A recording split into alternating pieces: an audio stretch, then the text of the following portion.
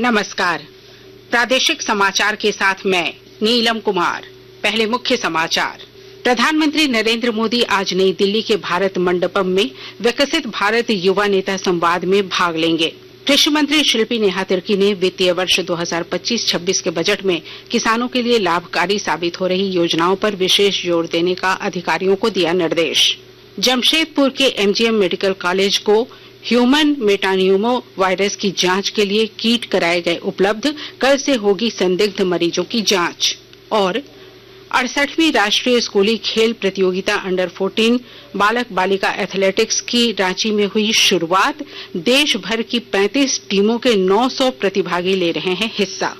और अब समाचार विस्तार से। आज राष्ट्रीय युवा दिवस के अवसर पर प्रधानमंत्री नई दिल्ली के भारत मंडपम में विकसित भारत युवा नेता संवाद में भाग लेंगे। प्रधानमंत्री मोदी देश भर के 3000 युवा नेताओं के साथ संवाद भी करेंगे।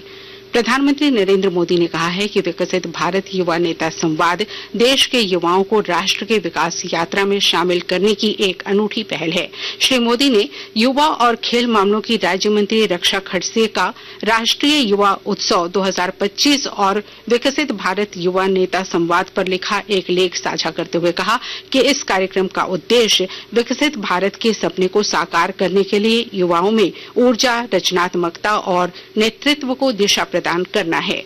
देश भर से 3000 युवा नेताओं का चयन विकसित भारत चैलेंज के माध्यम से किया गया है। इस कार्यक्रम के दौरान युवा नेता प्रधानमंत्री मोदी के विकसित भारत के दृष्टिकोण पर अपनी प्रस्तुति देंगे। प्रधानमंत्री युवा नेताओं के साथ दोपहर के भोजन में शामिल होंगे, जिस दौरान उन्हें अपने विचारों, अनुभवों और आकांक्षाओं को सीधे प्रधानमंत्री के साथ साझा करने का अवसर मिलेगा। इस दौरान प्रधानमंत्री मोदी प्रतिभागियों द्वारा 10 विषयों पर लिखे गए सर्वश्रेष्ठ निबंधों का संकलन भी जारी करेंगे। इनमें प्रौद्योगिकी, महिला सशक्तिकरण, विनिर्माण और कृषि जैसे विषयों पर निबंध शामिल है। विकसित भारत यंग लीडर्स डायलॉग युवा नेताओं को देश के भविष्य को लेकर अपने विचारों को साझा करने के लिए नीति निर्माताओं, राष्ट्रीय और वैश्विक हस्तियों के साथ सीधे जुड़ने का अवसर प्रदान कर रहा है। दीपेंद्र कुमार, आकाशवाणी समाचार।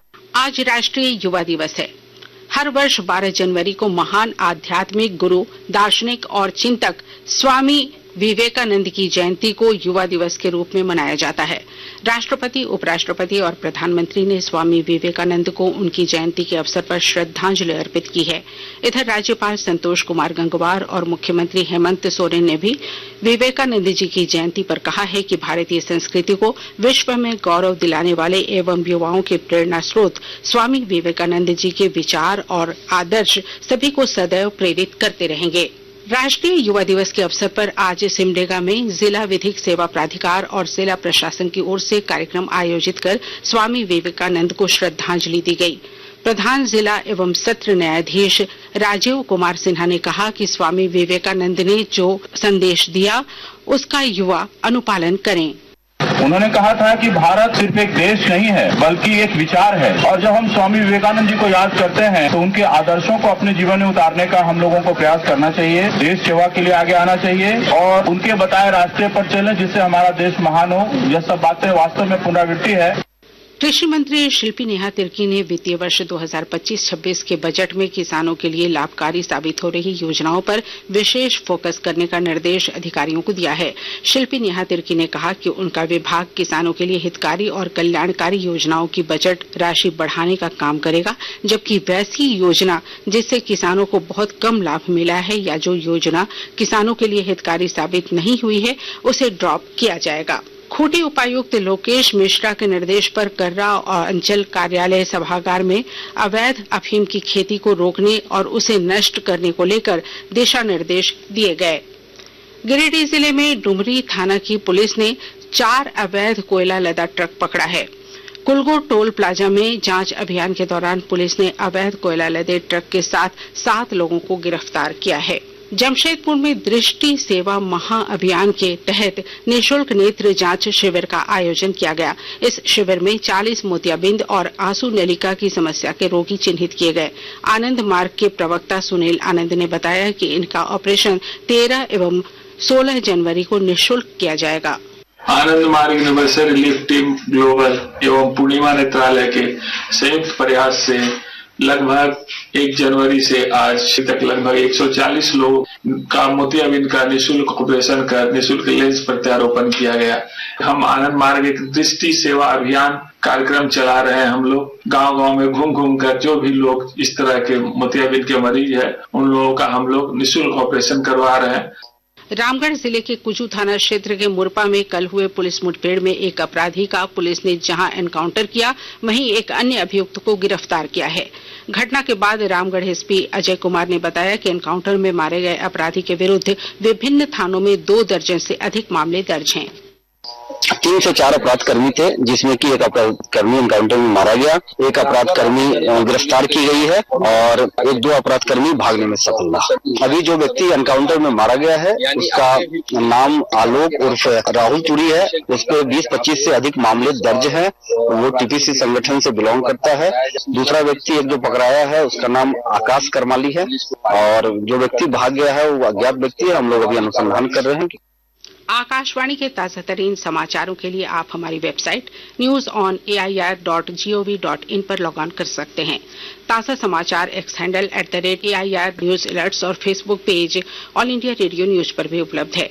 आप प्रादेशिक समाचार एकांश के X handle @AIR news _Ranchi और फेसबुक, इंस्टाग्राम पेज तथा YouTube channel AIR news Ranchi पर भी हमारे बुलेटिन सुन सकते हैं। प्रादेशिक समाचार आप आकाशवाणी रांची से सुन रहे हैं। देश भर में ह्यूमन मेटान्यूमो वायरस के बढ़ते मामले को देख सरकार की ओर से जमशेदपुर के MGM मेडिकल कॉलेज के virus research and diagnostic laboratory को 90 जांच किट उपलब्ध करा दिए गए हैं। कल से HMPV के वायरस के संदिग्ध मरीजों की जांच शुरू हो जाएगी। दुमका जिले के प्रमुख पर्यटन स्थल मसानजोर में तसर रेशम उद्योग की गतिविधियों को बढ़ाने के लिए रेशम कीट उत्पादन क्षेत्र का विकास किया जा रहा है। यहां तसर रेशम कीट के प्रमुख पौधे अर्जुन का रोपण किया गया है। स्वच्छता और प्रकृति को समर्पित आदिवासी समुदाय के पर्व सोहराय को लेकर जामताड़ा जिले में उमंग और उत्साह का माहौल देखा जा रहा है। सोहराय पर 5 दिनों का मनाया जाता है और ये अपने गांव में सभी लोग इसमें मिल के मनाया जाता है। पहला दिन ऊम है जिसको हम लोग नहान भी बोलते हैं। दूसरे दिन हो गया बोंगान जिसमें पूजा पाठ की जो भी है वो उस दिन किया जाता है। तीसरा दिन हो गया है खुंटो जिस दिन बेल को कुल्ही गली में खुटा जाता है और इसके बाद चौथा दिन है हाकू कटकम और 5वां या अंतिम दिन जिसको सकरात में अंत किया जाता है। इस तरह आदिवासियों का ये सबसे बड़ा पर्व माना जाता है। पाकुड़ जिले में स्वास्थ्य सेवाएं दूरस्थ गांवों तक पहुंचाने के लिए प्रशासन प्रतिबद्ध है। विस्तृत ब्यौरा दे रहे हैं हमारे संवाददाता। पाकुड़ जिले के शहरी एवं ग्रामीण इलाकों के लोगों को स्वस्थ और सुखी रखने की जिला प्रशासन की कोशिश लगातार जारी है। पहले स्कूलों में पढ़ने वाले स्कूली बच्चों के स्वास्थ्य की जांच के बाद दवा के साथ किट मुहैया कराने का काम किया गया और फिर हेल्थ हूर महोत्सव के जरिए हजारों लोगों के बीमारियों की जांच के साथ मुफ्त दवा का वितरण भी किया गया है। जिला प्रशासन एवं जिला स्वास्थ्य समिति के संयुक्त प्रयास की वजह से सर्वाइकल कैंसर, नेत्र रोग के ग्रसित मरीजों को चिकित्सा सुविधा मुहैया कराने के अलावे मलेरिया, यक्ष्मा, फाइलेरिया जैसी बीमारियों की रोकथाम में भी सफलता मिल रही है। प्रसाद सिन्हा, आकाशवाणी समाचार, पाकुड़। 68वीं राष्ट्रीय स्कूली खेल प्रतियोगिता के तहत अंडर 14 बालक बालिका एथलेटिक्स प्रतियोगिता की कल रांची में रंगारंग शुरुआत हुई। इस प्रतियोगिता में देश भर से आई 35 टीम के 900 से अधिक प्रतिभागी भाग ले रहे हैं। इसमें सबसे अधिक एथलीट केरल राज्य के हैं। मेजबान झारखंड से इस प्रतियोगिता में 30 एथलीट शामिल हो रहे हैं। और अब अंत में मुख्य समाचार एक बार फिर। प्रधानमंत्री नरेंद्र मोदी आज नई दिल्ली के भारत मंडपम में विकसित भारत युवा नेता संवाद में भाग लेंगे। कृषि मंत्री शिल्पी नेहा तिर्की ने वित्तीय वर्ष 2025-26 के बजट में किसानों के लिए लाभकारी साबित हो रही योजनाओं पर विशेष जोर देने का अधिकारियों को दिया निर्देश। जमशेदपुर के MGM मेडिकल कॉलेज को ह्यूमन मेटान्यूमो वायरस की जांच के लिए किट कराए गए उपलब्ध, कल से होगी संदिग्ध मरीजों की जांच। और 68वीं राष्ट्रीय स्कूली खेल प्रतियोगिता अंडर 14 बालक बालिका एथलेटिक्स की रांची में हुई शुरुआत। देश भर की 35 टीम के 900 प्रतिभागी ले रहे हैं हिस्सा।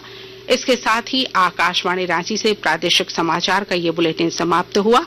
अगला प्रादेशिक समाचार बुलेटिन दोपहर 2:55 पर प्रसारित किया जाएगा। नमस्कार।